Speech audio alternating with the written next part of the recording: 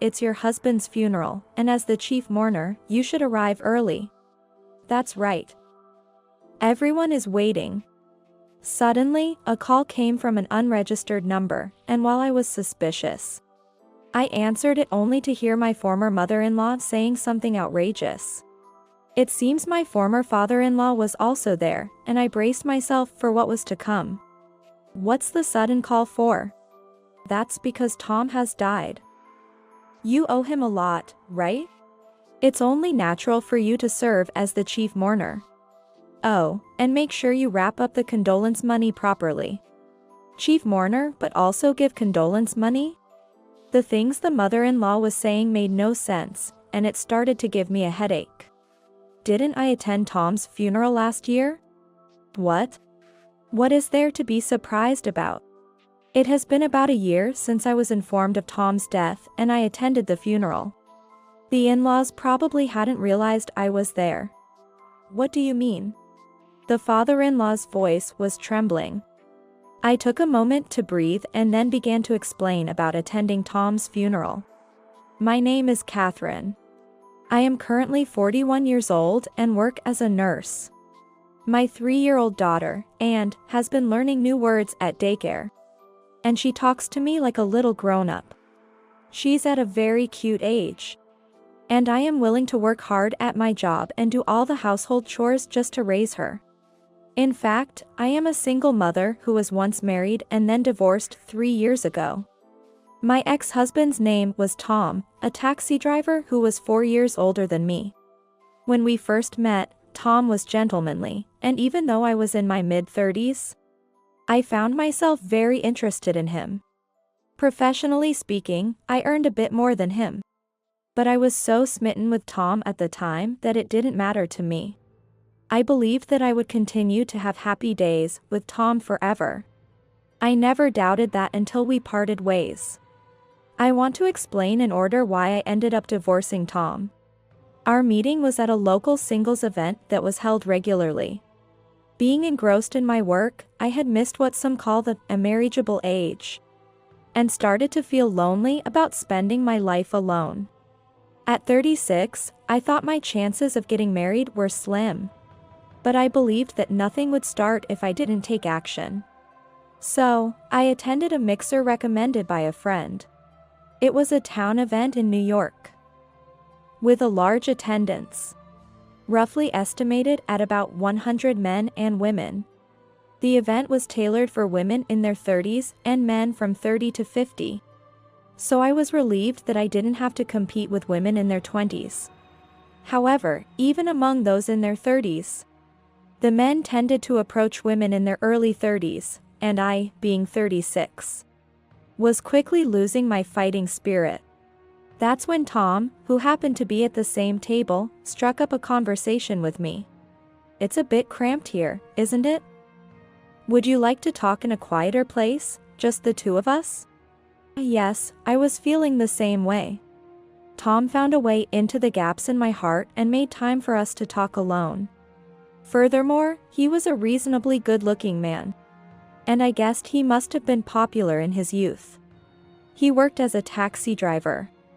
I wasn't very concerned about annual income as a condition for marriage.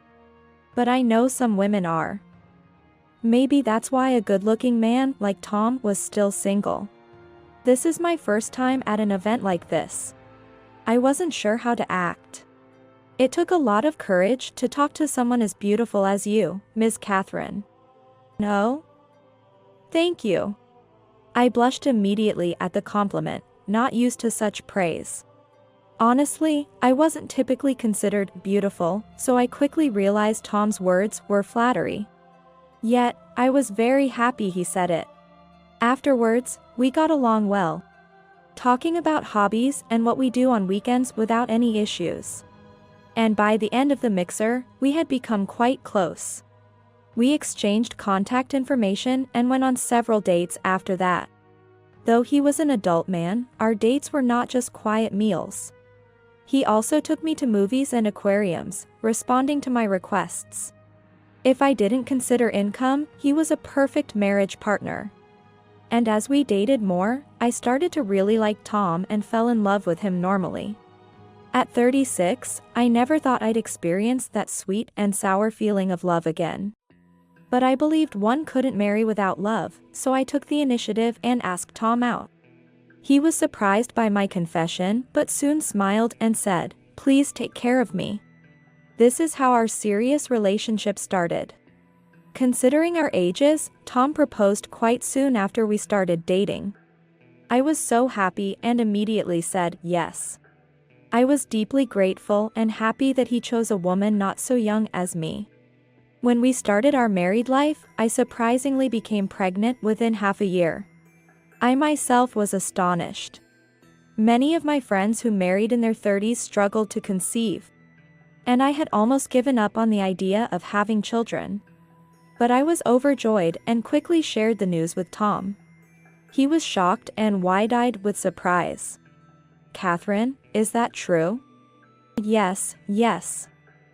I've had it confirmed at the hospital, so there's no mistake." "I see." Tom looked down quietly. Was there some inconvenience? However, the next moment, he was back to his usual smile, saying, "That's great." At that point, I was completely relieved. But I was yet to know that the situation had already taken a drastic turn. Although I had started my life as a pregnant woman, I was always feeling unwell during the pregnancy. Some pregnant women seem to travel or go to hot springs during their stable period. But I was far from feeling active enough to do so. The morning sickness was terrible, and not only could I not do any household chores, but even in the stable period, I constantly felt weak and couldn't eat anything, let alone have conversations with Tom. Even when Tom asked, "Are you okay?" I could only respond vaguely with, "Yeah, well." Eventually, perhaps giving up on conversing with me, Tom began to leave me alone during my pregnancy, creating some distance between us. Despite feeling lonely, I believed that once the baby was born, we could return to our happy family life as before. I managed to get through the pregnancy clinging to that belief. 8 months later, I gave birth to a healthy baby girl. I named her Anne and called her that during my hospital stay. Her chubby cheeks were so adorable, and despite the hardships of childbirth, I felt it was all worth it. Tom couldn't be there for the birth due to work and didn't show up at the hospital at all. Even when I contacted him, all I got back was, "I've been really busy with work." And since he mentioned work, I couldn't argue. Eventually, Tom never showed up, and my hospital stay ended. I had no choice but to take a taxi home alone with Anne. Looking at the taxi driver's back, I wondered if Tom was driving around like this somewhere. As I opened the front door, saying, "I'm home," I was shocked to find unfamiliar women's shoes lined up. What does this mean? Before I could think, I was startled by the sound of a man and woman's voices coming from the bedroom. I cautiously approached the bedroom and peeked inside. "What are you doing?" To my astonishment, I saw Tom embracing a young woman who seemed almost 20 years younger than me. "What?" The woman, startled by my voice, turned around in a panic, completely naked. Tom also looked at me in shock. "Catherine, was today your discharge day?" I didn't know. He tried to act calm, but in this situation, Tom's words were utterly ridiculous. "Lies. I informed you yesterday." Right. I forgot. Sorry. Given the circumstances, let's get a divorce. Feeling it tedious to be blamed, and now that his affair was out in the open, Tom quickly suggested we divorce, which made me feel nauseous. There was no time to be upset about having just had a child. So, please get a divorce quickly. Thank you. The woman, shamelessly facing the wife of her affair partner, didn't show any sign of disturbance and said it matter-of-factly. I was too shocked to respond. The fact that Tom had already prepared the divorce papers made me even more sad and angry. He had intended to divorce me from the beginning. While his wife was suffering from pregnancy complications, he was enjoying an affair. The thought of him doing this even during childbirth sent chills down my spine. It's your fault. I didn't want kids. So I married you since you were already 36, yet you easily got pregnant. Tom insulted me in a tone I had never heard before. Crying, I received the divorce papers. Anne began to cry midway, and I became flustered. Even seeing us like this, Tom only sent a cold gaze, as if to say, kids really are annoying, huh? The nightmare day ended, and I wobbly went to submit the divorce papers. It all happened so fast, I couldn't keep up. After informing my parents and deciding to stay with them for a while, they were furious. They seemed ready to confront Tom, but I refused. Punishing Tom wouldn't heal my wounds. It would only hurt more if he harbored a grudge. After I explained this, they reluctantly backed down. Later, with my parents' help, I raised and eventually returned to work once things settled. As Anne was about to turn 2, the wounds from the divorce had completely healed. And I had become accustomed to balancing work and childcare. However, an unexpected event occurred. It was on a Sunday afternoon. My parents said, "Take some time to rest alone," and took Anne out with them, leaving me alone at home to relax and watch TV. Hearing the doorbell, I thought it might be a delivery, so I opened the front door. You are. I was speechless at the sight of the person standing there, someone I recognized. A young woman in her mid-20s with a tall and slender figure. Her nails were elaborately done, and her makeup was quite heavy. Yet, she was the kind of beauty that would turn heads in a crowd. I realized she was the woman who had been in the bedroom with Tom. But why was she now at my parents' house? My mind was filled with questions, and I was frozen, unable to speak. Hello, it's been a while. My name is Hillary. To get straight to the point, my husband Tom recently passed away. There's a funeral tomorrow, and you're asked to attend. Please bring a condolence offering. If you don't, your daughter's life will be in danger. Hillary spoke in a monotone voice, her gaze piercing me. Her eyes seemed to view me as an enemy, and I felt a fear of her, despite her being much younger. Above all, her threat about my daughter's life chilled me to the bone. Is it true that Tom has passed away? Yes. It was a fatal accident. He died instantly. Hillary's lack of emotion, even as she spoke of her husband's death, made me wonder if she lacked any human empathy. But why should I attend his funeral?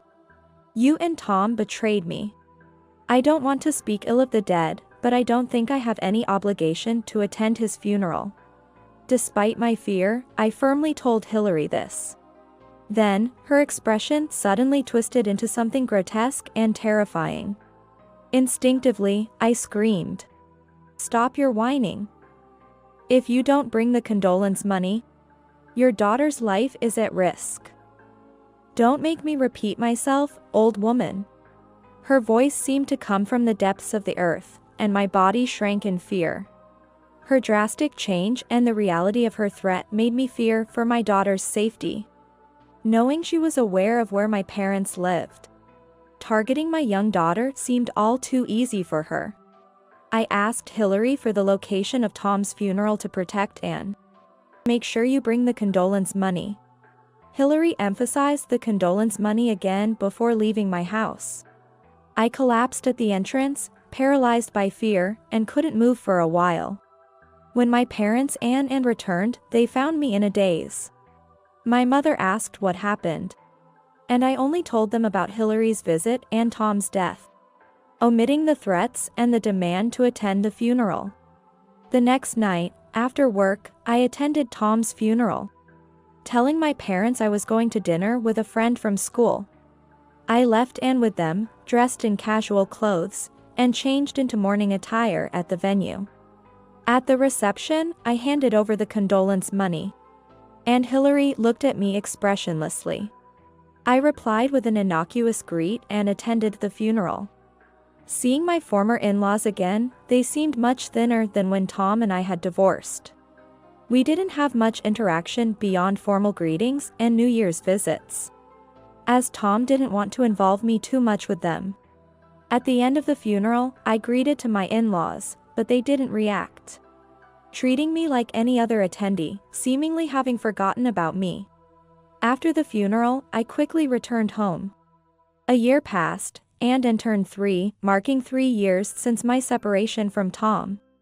I had started living alone with and after Tom's funeral, not wanting to burden my parents further and fearing Hillary might show up again. One day, I received a call from an unknown number while preparing dinner after picking up Anne from daycare. Hesitant to answer an unfamiliar number, I eventually pressed the call button and cautiously said, "Hello," waiting to hear who was on the other side. From the other end of the phone, I could hear the caller's rough breathing, which puzzled me. "It's your husband's funeral, and as the chief mourner, you should come early." "That's right. Everyone is waiting." The callers were Tom's parents, and my former mother-in-law was saying something outrageous.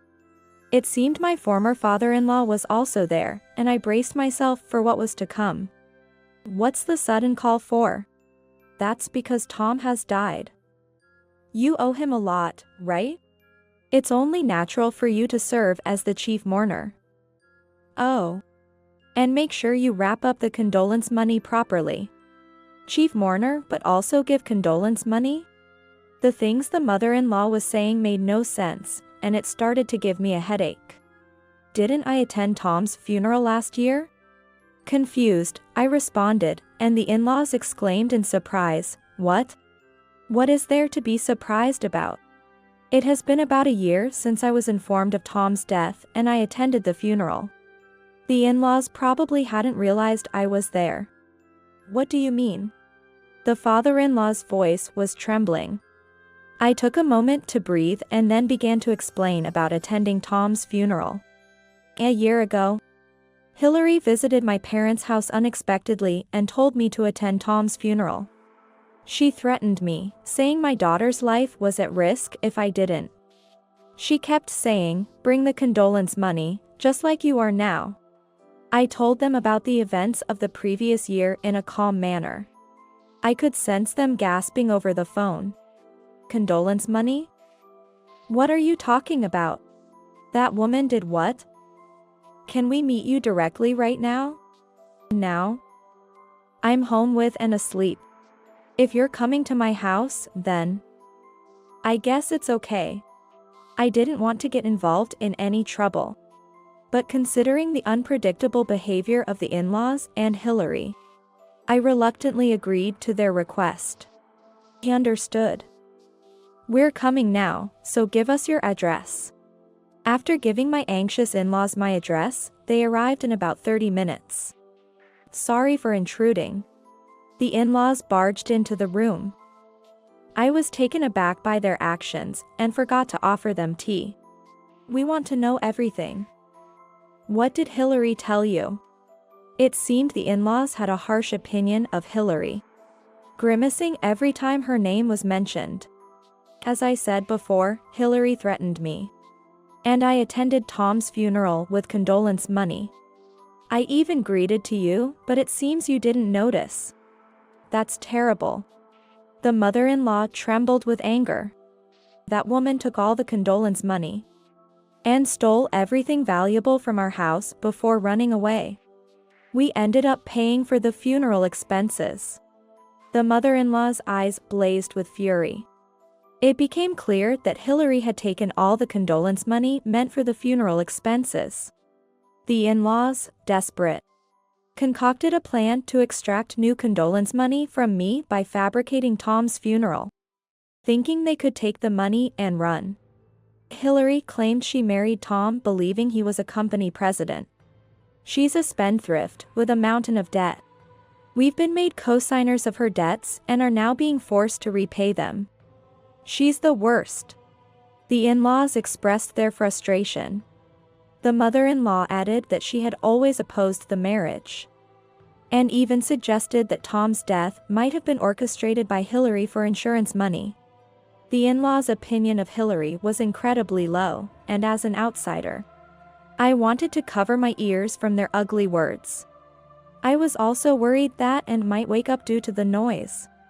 Despite their anger towards Hillary, they had come to me with a fabricated story about a funeral to ask for money, which remained unchanged. They never have been apologetic to me when Tom cheated and we ended up divorcing. Yet now, they were full of anger towards Hillary, putting aside their own actions. I was on the verge of exploding with anger when suddenly, my phone rang again. Another call? As I looked at the screen and saw another unknown number, I wondered about the high number of calls today. Despite my mother-in-law's suggestion it might be a sales call, a feeling of unease prompted me to answer in speakerphone mode. Hello? A raspy breath came from the other end before Hillary spoke. Hey, you've moved, haven't you? Where are you now? Excuse me? The caller was Hillary. This made both me and the in-laws exchange looks. Although I wondered how Hillary knew my number, the in-laws' guilty expressions gave it away. They must have given her my number, probably telling her to call me for money to pay off her debts. If you've moved, you should have told me. I just remembered I haven't received a wedding gift from you. Send me cash, $1,000, immediately. As expected, Hillary demanded money. A wedding gift? $1,000 in cash? It was absurd to talk about wedding gifts when her husband had died. I was not about to give a wedding gift to the woman who stole my husband. Filled with anger at being taken for a fool, I managed to keep my voice calm to avoid waking Anne. I have not a single penny to give you. I know about the debts you've accumulated, and that you stole valuable items from your in-laws' house. Hillary seemed surprised by my knowledge, her agitation clear even over the phone. I heard it from Tom's parents. Oh, and by the way, they're right here next to me. They're the ones who gave you my number. They came to beg for money from me, just like you. Really, all of you are the lowest. Including the in-laws in the room, I scolded everyone involved. Hillary, as well as the in-laws, reacted angrily. It's all because this woman took our money that we're in this situation. Exactly. It's all because you got cheated that this happened. Excuse me? Wait a minute. I'm the victim here. Tom lied to me, saying he was a company president, and I was scammed into marrying him. It's your fault for raising a con artist. A verbal brawl erupted over the phone. Listening to their selfish arguments gave my headache. It was absurd that Tom's parents were making a fuss in my house. And even more absurd that I, the actual victim, was being blamed by them. Taking a deep breath, I prepared to speak my mind. Let me say something. First, to Tom's parents.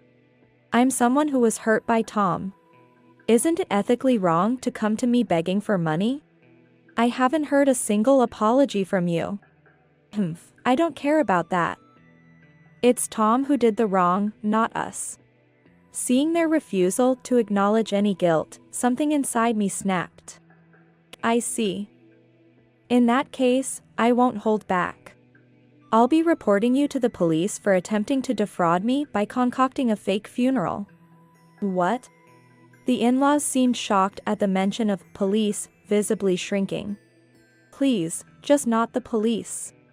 Hillary's crass laughter could be heard over the phone as if amused by the in-laws' plea.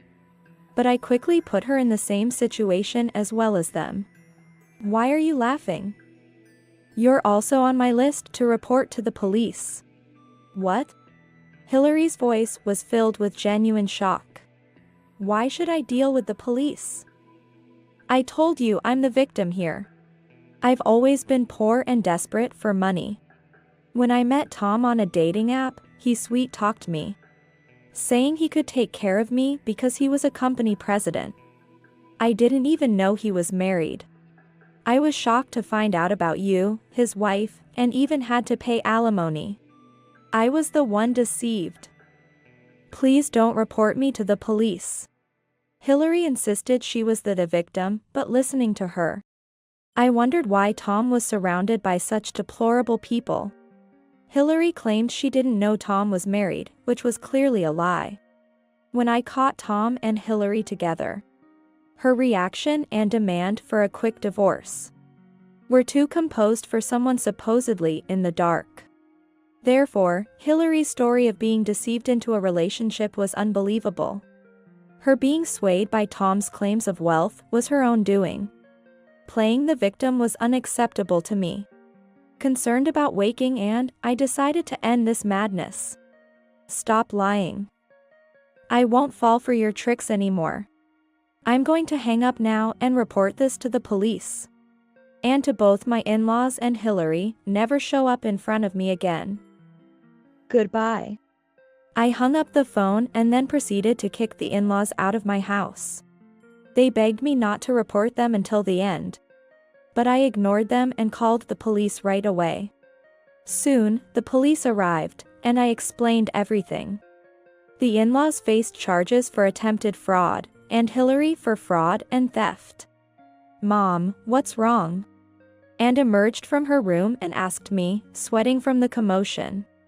"Nothing, sweetheart. How about we move again?" "Move?" "Yes. I found a nice new home for us." Yay! Considering the potential for the in-laws or Hillary to find us again, I decided to move. I plan to change my phone number as well. This way, I hope to never deal with the in-laws or Hillary again. After successfully moving to a new apartment closer to my workplace, I learned more about the in-laws and Hillary. The in-laws had been scamming not just me but also relatives and colleagues. Their greedy tactics disgusted me. Learning that the in-laws were habitual fraudsters shocked me. Moving to avoid further victimization seemed like the right decision. As for Hillary, her story about growing up in poverty was a lie. Her debt resulted from lavish spending on luxury items. She worked night jobs to repay her debts and manipulated clients into buying her expensive gifts. While accepting gifts from clients might not have been an issue, one of them realized he had been scammed and testified to the police. Thus, it became clear that Hillary had been committing crimes in various places, making her crimes even more serious. I no longer wished to be involved with people like the in-laws or Hillary, who deceive others to make money. I hoped they would reflect on their actions while with the police and atone for their sins. Since moving, I have been able to live peacefully. There have been no calls from the in-laws or Hillary, and I enjoy our days together. Recently, Anne has taken a liking to a boy in her daycare, and she tells me about him in her adorable, lisping voice.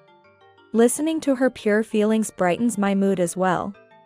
I pray every day that these peaceful days continue as I head to work once again.